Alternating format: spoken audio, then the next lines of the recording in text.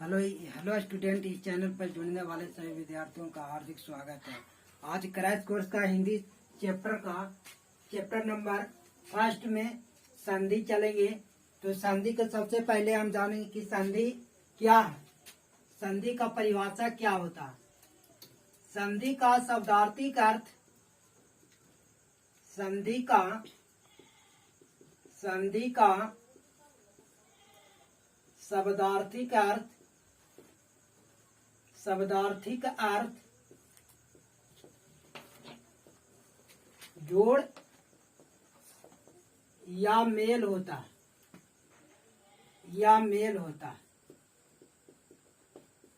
यानी हम कह सकते हैं कि संधि उसे कहते हैं जो दो वर्णों को आपस में मेल हो, यानी दो वर्णों के आपस में मेल को हम संधि कहते हैं।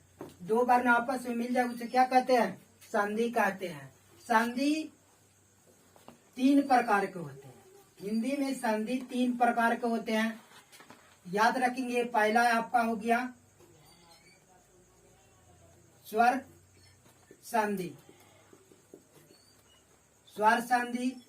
दूसरा व्यंजन संधि,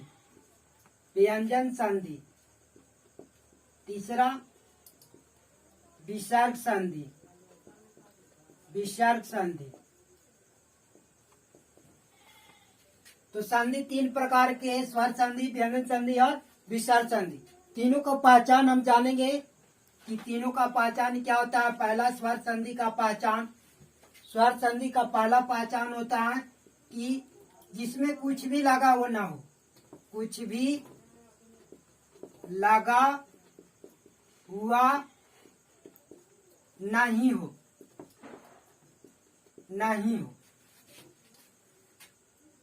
हलांत का प्रयोग हो, जिसमें हलांत लगा हुआ, हलांत लगा हो। विसर्ग लगा हो, विसर्ग लगा हो। यानी जब हम इसको संधि करेंगे तो संधि करते समय देखेंगे कि जिसमें कुछ भी लगा हुआ ना हो तो वो स्वर संधि का पहचान होगा। जिसमें हलांत का प्रयोग हो उसे व्यंजन संधि का पहचान होगा, और जो जिसमें विसर्ग लगा हो उसे विसर्ग संधि का पहचान होगा। जैसे पहला स्वर संधि में कुछ भी लगा ना हो, जैसे कि हम देखेंगे कि विद्या जोड़ आलय बराबर विद्यालय, बराबर क्या होता है? विद्यालय। यानी कि विद्या जोड़ालय में हम देख रहे हैं कि पहला खंड में कुछ भी लगा हुआ नहीं है, यानी कि ये क्या होगा? ये होगा स्वर संधि का पहचान। दूसरा उदाहरण देखेंगे, विद्या जोड़ार्थी बराबर क्या होगा? विद्या जोड़ार्थी बराबर विद्यार्थी। इसी प्रकार करेंगे देव जोड़ इंद्र। देवेंद्र में देख रहे हैं कि इसमें भी कुछ भी लगा हुआ नहीं, इसमें भी कुछ भी लगा हुआ नहीं हो। यानी कि जिसमें कुछ भी लगा हुआ नहीं रहता है ना, वो होता है आपका किसका होता है? स्वर संधि का पहचान। यानी देवेंद्र इसको लिखेंगे जोड़ करके, जब संधि करेंगे तो क्या होगा? देवेंद्र होगा। पर दूसरा हलांत का प्रयोग होगा, हलांत जिसमें लगा, जैसे देखेंगे हलांत वाला साम जोड़ गम बराबर क्या होगा? संगम। यानी संगम में देख रहे हैं कि पाला में क्या लगा हुआ? हलांत का प्रयोग हुआ। तो हलांत का प्रयोग होगा तो वो कौन सा संधि होगा? यानी कि व्यंजन संधि होगा। दूसरा देखेंगे जैसे सत्य जोड़ गत, सत्यगत।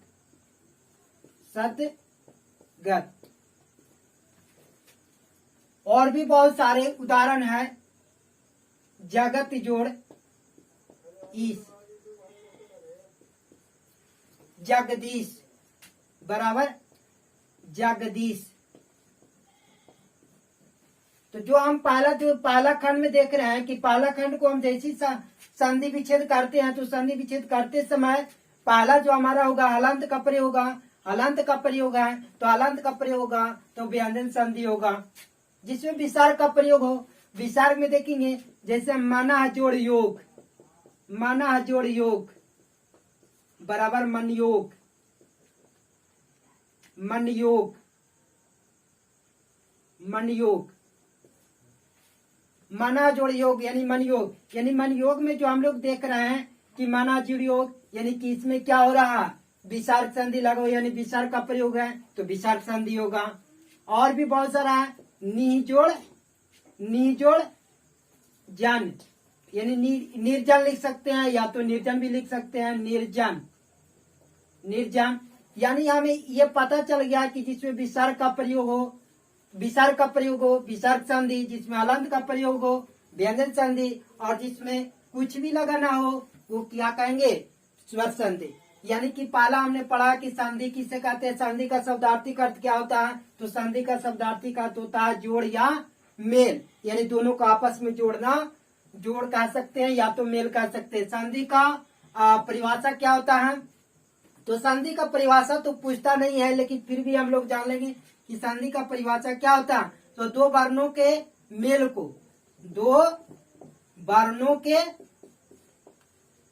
मेल को, मेल को संधि कहते हैं। दो वर्णों के मेल को क्या कहते हैं, संधि कहते हैं। अगर संधि विच्छेद का परिभाषा पूछे, संधि विच्छेद का परिभाषा पूछे, संधि विच्छेद यानी वर्णों को, वर्णों को, वर्णों को अलग अलग, अलग अलग, अलग अलग लिखने की प्रक्रिया, लिखने की प्रक्रिया, लिखने की प्रक्रिया, लिखने की प्रक्रिया को संधि विच्छेद कहते हैं, संधि विच्छेद कहते हैं। तो संधि विच्छेद किसे कहते हैं, संधि का शब्दार्थिक अर्थ क्या होता है, ये हम लोग जान लिए। तो इसमें से 3 नंबर का हमारा क्वेश्चन आएगा कि 3 नंबर का क्वेश्चन आएगा, यानी 3 नंबर पक्का है, 3 अंक, 3 अंक का क्वेश्चन यहाँ से पूछा जाता है। हर एग्जाम में, हर सेट में ये आपका मिलेगा कि कौन सा संधि पहचान के लिए मिलेगा कि कौन क्या संधि है। तो स्वर संधि हम किसको कहें, जिसमें कुछ भी लगाना हो, जिसमें अलंत का प्रयोग व्यंजन संधि, जिसमें विसर्ग का प्रयोग हो विसर्ग संधि। अब हम लोग जानेंगे कि स्वर संधि कितने प्रकार के होते हैं, स्वर संधि कितने प्रकार के होते हैं। तो स्वर संधि हम लोग जानते हैं कि स्वर संधि कितने प्रकार के होते हैं, तो हिंदी में 5 प्रकार के होते हैं, 5 प्रकार के होते हैं। पहला हमारा है, पहला दीर्घ संधि, दीर्घ स्वर संधि, दीर्घ स्वर संधि। दूसरा आपका होगा गुण संधि, गुण स्वर संधि, गुण स्वर संधि। और तीसरा हमारा होगा वृद्धि संधि, वृद्धि संधि, वृद्धि स्वर संधि, वृद्धि स्वर संधि। चौथा हमारा होगा यन संधि, और 5वां हमारा होगा यन स्वर संधि, यन स्वर संधि। और 5वां हमारा होगा आयादी, आयादी स्वर संधि, आयादी स्वर संधि। यानी संधि कितने प्रकार के होते हैं, तो स्वर संधि यानी स्वर संधि कितने प्रकार के होते हैं, तो 5 प्रकार के होते हैं। पहला दीर्घ स्वर संधि, दूसरा गुण स्वर संधि, तीसरा वृद्धि स्वर संधि, चौथा यन स्वर संधि, और 5वां हमारा होगा आयादी स्वर संधि। तो संधि 5 प्रकार के, 5 को हम जानेंगे, पहचान जानेंगे। परीक्षा में ये पूछता है कि ये निम्नलिखित में से कौन है ना, कौन दीर्घ स्वर संधि है, यानी पहचान हमें पूछा जाएगा। या तो हमें हमारा पूछेगा, क्या पूछेगा, या तो पूछ सकता है कि संधि करें या संधि विच्छेद करें, ये हमको पूछ सकता है। तो पहले हम लोग जान लेंगे कि दीर्घ स्वर संधि के पहचान। तो दीर्घ स्वर संधि के पहचान होगा जिसमें बड़ी मात्रा आ जाए, बड़ी मात्रा, बड़ी मात्रा, बड़ी मात्रा आए, बड़ी मात्रा आए तो वो हो जाएगा आपका, क्या हो जाएगा, दीर्घ स्वर संधि। बड़ी मात्रा आएगा तो दीर्घ स्वर संधि। और एक कार की मात्रा आए, एक कार की मात्रा, एक कार की मात्रा, एक कार की मात्रा आए, एक कार की मात्रा आए, एक कार की मात्रा आएगा तो हो जाएगा गुण स्वर संधि। और वृद्धि स्वर संधि में वृद्धि हो जाएगा, यानी कि एक बढ़ जाएगा, यानी आय कार की मात्रा आएगा, आय कार की मात्रा आए, आय कार की मात्रा आएगा तो हो जाएगा वृद्धि स्वर संधि। और अगर आय आप या अब के पहले अल्प वर्ण, अल्प वर्ण के मतलब आधा वर्ण, आधा वर्ण का प्रयोग हुआ, जैसे आधा ना होगा, आधा ना होगा, आधा ता होगा, तो आधा ता होगा, तो आधा ना आधा ता का प्रयोग होगा, यानी कि ये हो जाएगा यंग स्वर संधि। तो हम लोग अगर अब 5 होता है, अगर हम 4 को हम जानते हैं तो 5वां अपने आप से पकड़ा जा सकता है। यानी पहला बड़ी मात्रा के रूप में उदाहरण क्या क्या आएगा, जैसे पहला विद्यालय। जब विद्यालय को देखते हैं, जैसे विद्यालय आता है तो विद्यालय में बड़ी मात्रा आता है, बड़ी मात्रा के रूप में आ है, दीर्घाई ई है, दीर्घाऊ ऊ है, ये सब जो देख रहे हैं हमारा बड़ी मात्रा है। तो बड़ी मात्रा में आएगा तो जैसा ही बड़ी मात्रा आएगा तो हो जाएगा दीर्घ स्वर संधि। बड़ी मात्रा आएगा दीर्घ स्वर संधि, आ जाए, दीर्घाई ई आ जाए, दीर्घाऊ ऊ आ जाए, तो ये अगर आ जाता है तो हम समझते हैं कि दीर्घ स्वर संधि है। तो दीर्घ स्वर संधि में देखिए विद्यालय में आ गया दीर्घ स्वर संधि। इसी तरह से आपका आ जाता है देवालय, देवालय, देवालय में आपका आ गया, क्या आ गया, यहाँ पर देखते हैं कि बड़ी मात्रा आकार की मात्रा आ गया। इसी प्रकार अब आगे चलिए, देवालय और महेंद्र, महेंद्र देखिएगा कि दीर्घाई ई आ गया, तो ये भी क्या हो गया, दीर्घाई ई आ गया, यानी दीर्घाई ई आ गया तो ये भी क्या है, दीर्घ स्वर संधि। तो बड़ी मात्रा आएगा, जिसमें जिसमें बड़ी मात्रा आए तो दीर्घ स्वर संधि होगा। एक कार की मात्रा, एक कार की मात्रा में ऊपर एक रेफ होगा, एक रेफ होगा, जैसे देवेंद्र, देवेंद्र, यानी देवेंद्र, देवेंद्र कौन स्वर संधि है, तो गुण स्वर संधि है। देवेंद्र कौन स्वर संधि है, तो गुण स्वर संधि है। इसी प्रकार देवेंद्र हो गया, और भी है देवेश, देवेश, देवेश है, और भी बहुत सारे आपका उदाहरण होगा, महेश है। तो जितने भी देख रहे हैं कि है ना, एक कार की मात्रा यानी एक रेफ होगा, यानी इसके ऊपर क्या होगा, एक रेफ होगा। जब एक रेफ होगा यानी एक कार की मात्रा होगा तो वो गुण स्वर संधि का उदाहरण होगा। और फिर वृद्धि स्वर संधि में यानी डबल रेफ होगा, यानी डबल रेफ होगा, जैसे जैसे डबल रेफ में सदैव, सदैव, तथैव, तथैव, तथैव। तो जो डबल देख रहे हैं इसको अगर हम है ना संधि करते हैं तो सदा जोड़े, सदा जोड़े।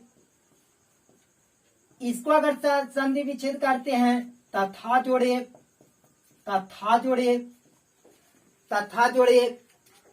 इसी प्रकार चौथा, चौथा जो हमारा होगा यंग स्वर संधि। यंग स्वर संधि में हम लोग देखेंगे कि यंग स्वर संधि का उदाहरण क्या होगा, अल्प वर्ण आएगा, आय, आय, आव के पहले अल्प वर्ण हो, अल्प वर्ण हो, जैसे अल्प वर्ण का उदाहरण के रूप में हम यहाँ दे रहे हैं।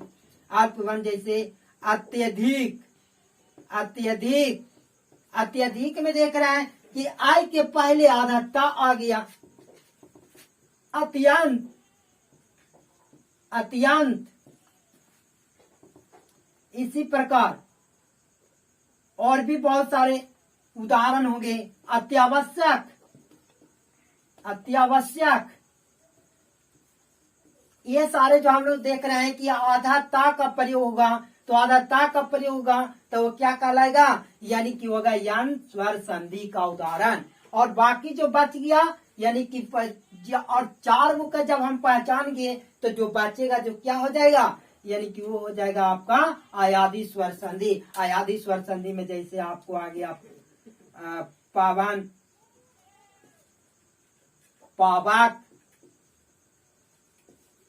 और सैनम, सैनम, सैनम। तो ये सारे जो हम लोग देख रहे हैं ये किसका उदाहरण है, यानी कि ये आपका हो गया अयादी स्वर संधि की। तो हम लोग यहाँ जान गए कि संधि किसे कहते हैं, संधि का शब्दार्थी अर्थ क्या होता है ना। संधि कितने प्रकार के होते हैं, संधि 3 प्रकार के होते हैं, स्वर संधि, व्यंजन संधि और विसर्ग संधि। स्वर संधि का पहचान जाने की जिसका संधि विच्छेद करने पर है ना, जिसमें पहला खंड में कुछ भी नहीं हो, कुछ भी ना हो, कुछ भी ना हो, कुछ भी ना हो, वो क्या होगा, स्वर संधि होगा। जिसमें हलांत का प्रयोग हो, हलांत का प्रयोग हो, हलांत का प्रयोग हो, वो क्या होगा, हलांत का प्रयोग हो, वो होगा व्यंजन संधि।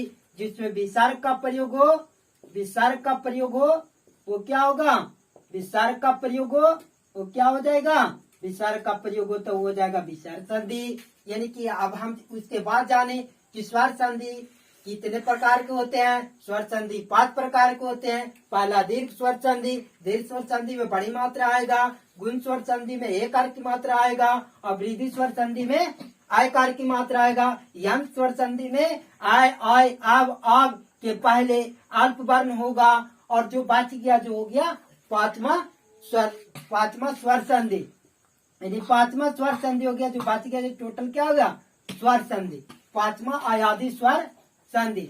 तो ये हमारा संधि का था। इसमें से 5 यानी कि 3 अंक का क्वेश्चन आएगा, यानी 3 नंबर हमारा जो है पक्का हो गया। तो इस वीडियो को अंत तक देखने के लिए धन्यवाद। अगर अच्छा लगे तो सब्सक्राइब एंड शेयर जरूर करें।